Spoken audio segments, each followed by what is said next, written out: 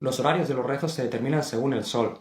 En este vídeo voy a explicar cómo saber cuándo rezar cada rezo y cuáles son sus horarios exactos. El primero, el rezo de la mañana, el Fajr, empieza cuando se ve una línea blanca en el horizonte.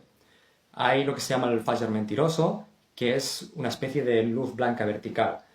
Ese no es el tiempo donde empieza el rezo, es cuando es una línea que se ve claramente horizontal. El Fajr termina cuando el sol empieza a salir. Cuando se ve el disco solar, entonces el tiempo del Fajr ha terminado. El rezo del mediodía, el Dhuhr, empieza cuando el sol está en el punto más alto, en su cenit, y termina cuando empieza el rezo de la tarde. Y el rezo de la tarde empieza cuando la sombra de un objeto es igual a su altura más la sombra que emite cuando el sol está en el punto más alto. Es decir, para aclarar este punto, si tenemos un objeto que mide 10 centímetros y cuando el sol está en el punto más alto proyecta una sombra de 2 centímetros, el láser sería esa sombra de 2 centímetros más los 10 de altura, es decir, 12 centímetros. Ahí es donde empezaría el tiempo del láser, cuando ese objeto emite esta sombra. Esto depende mucho de dónde estés en el mundo, de la época del año y demás, así que no tomes estos números que he dicho de manera específica. El láser termina cuando el sol amarillea, y esto es por el hadith de Abdullah ibn Amr en Muslim. Hay otro hadith que dice que quien alcanza un raka del láser antes de la puesta del sol lo ha alcanzado, y por eso hay la opinión que dice que el tiempo de elección es hasta que el sol amarillea, pero hay un tiempo de necesidad y este es hasta el Maghrib. Luego el Maghrib empieza cuando el sol se ha puesto. Cuando ya no vemos el sol y vemos que todo es naranja, entonces empieza el tiempo del Maghrib y termina cuando el naranja del cielo desaparece.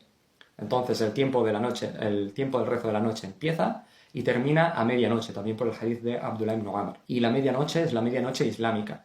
No son las 12:00, es el tiempo entre el Maghrib y Fajr, justo en la mitad.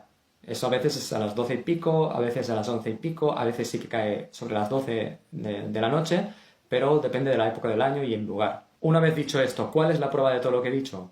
Todo lo que he dicho está explicado en hadices, podéis mirar los capítulos de Bukhari, Muslim, etc., donde se explican los tiempos de oración.